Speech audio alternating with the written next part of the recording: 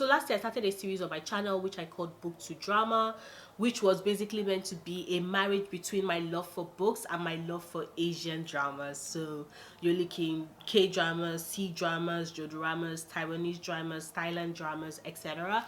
So basically what I did was that I would pick a book trope.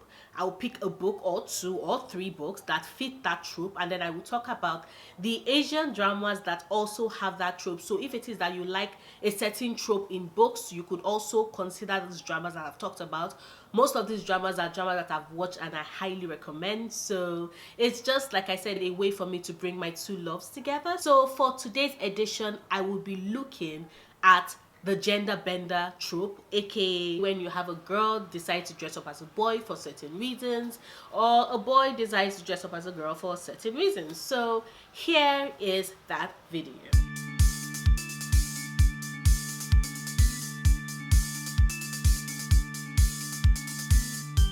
And as is my style, I will start with the books that I think fulfill the trope well enough, at least books that I own and have read or I have high interest in reading and I have very high expectations for, starting with Spin the Dawn by Elizabeth Lim. Now, confession time, I have not read this book yet, but I intend to read it before the end of the year, actually before the first half of this year.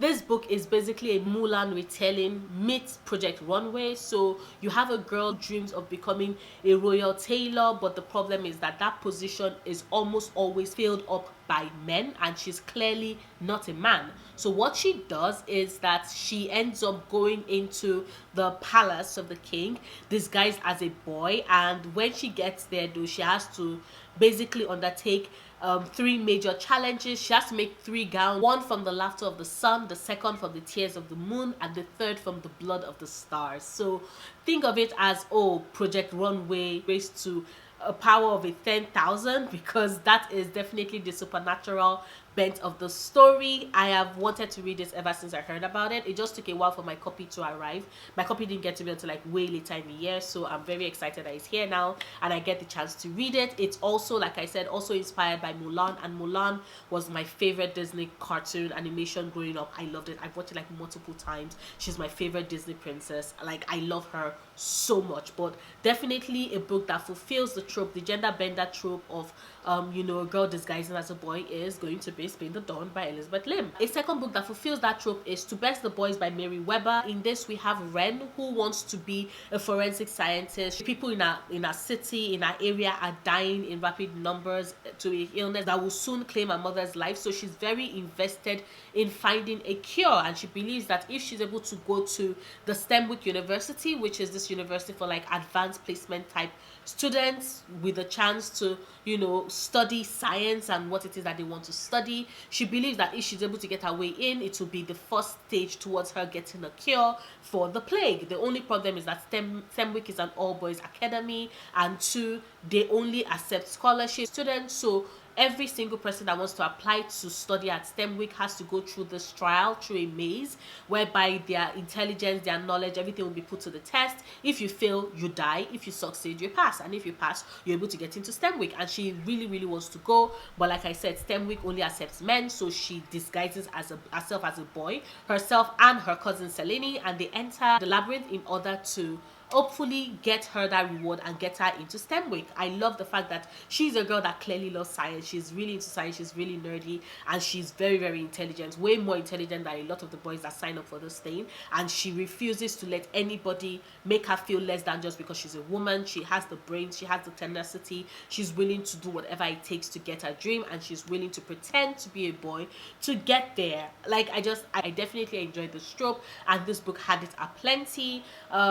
Did they end up discovering that she's a woman? You have to read the book to find out, because I don't want to provide any spoilers, because that reveal is definitely kind of spoilery. But yes, To Best the Boys by Mary Weber is a book that also fulfills this trend. So now those are the 2 books that I have at least on my shelf that I've read that fulfill this trope. Let us now talk about the dramas that fulfill this trope. I would start with the very obvious one, the very obvious K-drama, Coffee Prince. You have Go Yu Chan, who has basically been taking care of her family made up of her mother and her baby sister. She's been doing odd jobs ever since she was like what, 12, 13, trying to contribute the money because her father is dead, and so it's between her and her mother that are raising money to take care of their family. And in doing her odd job, she's not really particular about trying to be feminine in any way. So she wears boys clothing, she cuts her hair short, she basically is your stereotypical tomboy. And one day she runs into Choi and Kyul, who basically mistakes her for a boy, and in trying to get his mother and grandmother from setting him up with like potential brides, he basically lies that he's gay and asks Go Yu Chan to be his pretend boyfriend. And then while he's also doing it because he has interest in setting up a coffee shop, he starts a coffee shop. He hires only male baristas, so they become this coffee shop princess. So, and then Go Yu Chan also joins, and everybody's convinced that she's a boy. And then Chon and Kyul starts catching feelings, and then it's a case of, oh my god, am I really gay? What is happening? Like, that drama, so good, so good. And also, Gong Yoo can kiss. Damn, can Gong Yoo kiss? Like, see, K-dramas, if you watch K-dramas as much as I do, you know that they are not really into lots of kissing scenes. So yeah, that doesn't happen often. But the kissing in Coffee Prince between Gong Yoo and Yoo Hyun Hye, it is just spectacular, absolutely spectacular. And then there's one of my favorite K-dramas, Sungkyukwan Scandal, whereby you have Yoon Hee, who just like with Yu Chan, has been helping support her family. But this is a historical drama. This is a Sagyuk, and at that point in time, women only existed to marry and be married. They were not allowed to read. They were not allowed to in any way aspire to more. And then you have this girl who has been writing, who has been selling stories, who has been helping rich sport nobles to sit for entrance exams into the most prestigious university, that's Sungkyukwan. And she's just that brilliant. And when certain circumstances forces her to go into the school, she has to go in pretending to be a male student, well aware of the fact that if they ever find out that she is lying, she's going to die. Because like I said, it's a punishable offense by death what the love of my life Yoon Hee decides to do. And she does it, and she makes friends, and she falls in love. And I love Sungkyukwan Scandal. I am still so pissed about what happened with Park Hyo Chun, because then that means that I cannot enjoy Sungkyukwan Scandal. At least I cannot enjoy his scenes with Yoon Hee like as I used to. But there are other characters I prefer and I love, and I'm just going to stick with that. But Sungkyukwan Scandal is definitely one of my favorite K-dramas, and I just love how it takes that trope. One drama that definitely had the female character believably look like a man has to be The Painter of the Wind. Shin Yoon-bok is yet another woman who pretends to be a man, this time around to uncover a conspiracy about the death of her father, and she's taken into the academy to learn to paint under the tutelage of a painting master. I love this drama, love it so much. And Moon Gyo-young played a role to a T. And then of course there's also 10 Miles of Peach Blossoms, which is a Chinese drama. Oh my god, Yang Mi is gorgeous. I'm not going to go into details of 10,000 Miles of Peach Blossoms because that is one of my favorite dramas of all time. Definitely a favorite for me. Of course, I have other dramas as well that I love just as much that are gone toe to toe with it, but definitely one of my favorite dramas. In it, we follow the love story of Bai Chen and Yewa, and the three. They basically have a love to beat all loves, and it takes place over 3 lifetimes of theirs. And I don't want to go into details with regards to the lifetimes because it's something that you should watch and enjoy if that is your type of drama. But in one of the lifetimes, Bai Chen is actually she is the daughter of the fox god, but because of the fact that she's been a very, very naughty girl, her father basically gives her to the Phoenix Immortal, that's Zeyuan, who basically then hands her over to the god of war, Mo Yuan, for him to train her, but of course not without disguising her first, because Mo Yuan only takes male disciples, and Bai Chen is obviously a woman, but she is disguised to be singing, and everybody's convinced that she's a man. And it's one lifetime out of 3, but and it was the first lifetime to kick things off. So yeah, I don't want to go into any details or spoil anything, but I definitely did love that drama. And even though we only got seen for I think the first say 10 episodes, 10, 12, 15 episodes, it was still fun whilst we got her, because yeah, the drama is about 50 episodes, 50, 60, 60 episodes, 58 episodes if I might, 58 episodes to be precise. So yeah, it's 3 lifetimes, what else do you expect? But definitely one of my favorite dramas is 10 Miles of Peach Blossoms, and there is the gender bend trope in that. There's also the gender bend trope in yet another Yang Mi drama, and that is Legend of Fuyao, whereby in one of the instances Fuyao has to pretend to be a man to gain access to the palace, be able to work with Wuji. I'm also not going to go into any details because that in itself is also something that if I say any further is going to be spoiled for you. Yeah, Chinese dramas can be like that. You have to be very careful because every little thing is a spoiler. But I also did love Yang Mi's transformation as a male attendant in that one. And then there is the Taiwanese drama Bromance, whereby you have who when she was born, the fortune teller basically, no, actually when her mother was pregnant, the fortune teller predicted that she was going to be a boy. But when it was that she was born and the nurses were like, oh, it's a girl, the fortune teller, in order to save face, basically lied to her parents that they have to dress her up as a boy and pretend that she's a boy, otherwise she will not live to see her 25th birthday.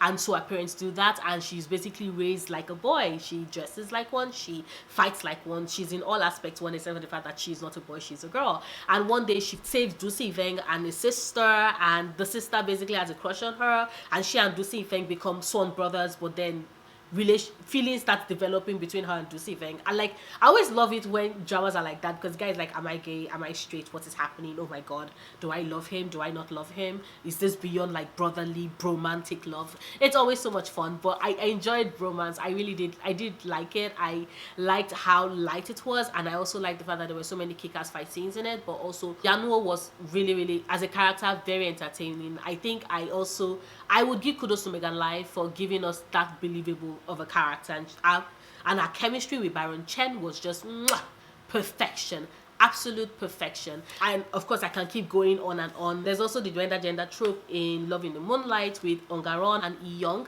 There's of course a little bit of a gender bend in Chicago Typewriter in one of their past lives, and in the Tale of Nokdu, a male samurai, in order to basically solve a mystery, has to go into this enclave of widows and pretend to be a woman, and there has both the men and women falling in love with him. It's very entertaining.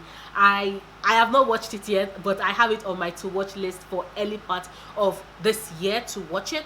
But yeah, like I said, I love gender bender tropes. I love seeing them in books, I love seeing them in dramas, and these are just a couple of K-dramas, C-dramas, Taiwanese dramas and books where you can find that, if that is also your cup of tea.